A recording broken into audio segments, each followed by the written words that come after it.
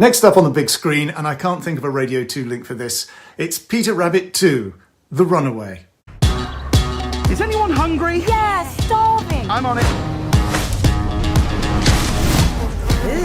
I'm just going to wait until we get home where the food isn't decomposing. Well, la-dee-da. I didn't realise I was with a bunch of sophisticates.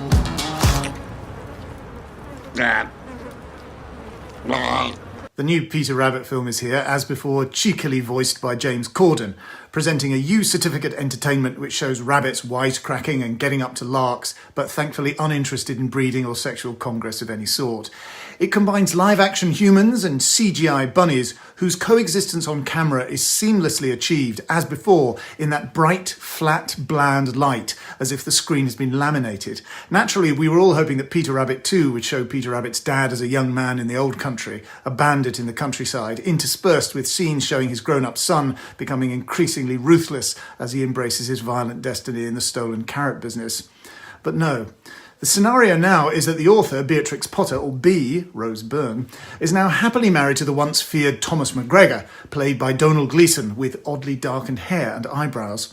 They are asked to come up to London by smoothie publisher Nigel Basil Jones, played by David Oyelowo, who is only interested in turning her books into a soulless commercialised travesty, a meta gag about this very film franchise. Meanwhile, Peter gets upset with how mean and cross Thomas can be with him, so he falls in with a criminal rabbit called Barnabas, voiced by Lenny James, who becomes an ersatz father figure to poor, lonely Peter.